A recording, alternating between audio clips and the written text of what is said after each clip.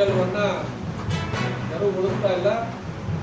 ಜಿಲ್ಲಾಧಿಕಾರಿಗಳು, ಜಿಲ್ಲಾ panchayat CEO, SP ಅವರು ಸಭೆಗೆ ಹಾಜರಾಗ್ತಾರೆ.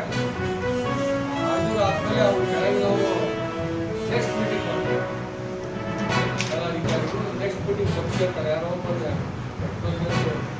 ಕೇಸ್ ಅವ್ರ ಕರೆದು ಕಳಿಸ್ತಾರೆ. ಅದಕ್ಕಿಂತ ಎಕ್ಸಿಕ್ಯೂಟಿವ್ ಬರಲ್ಲ. ಅವ್ರು ಕೇಸ್ ಅಂತಾರೆ ಪಾಪ ಏನು ಅಂತ ಗೊತ್ತಾಗೇ ಇಲ್ಲ.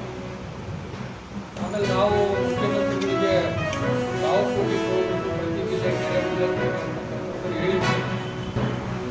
ನಾವು ಈಗೇನ ಕೊಡ್ತೀವಿ ಅಂತ ಹೇಳಿದ್ರು. ಅದು ಚುನಾವಣೆ ನೀತಿ ಸಂಹಿತೆ ಅಂತ ಹೇಳಿ ಅಧಿಕೃತ ಏನು ಹೊರಬಿಟ್ಟಿಲ್ಲ.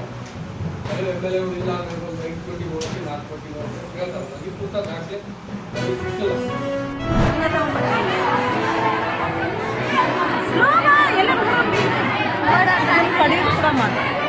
ಕಡೀಸ್ ಮಾಡಿ ಕರೆಕ್ಟಾಗಿ ಇದನ್ನು ಕಡೀಸ್ ಮಾಡಿ ಅದು ಖರ್ಚು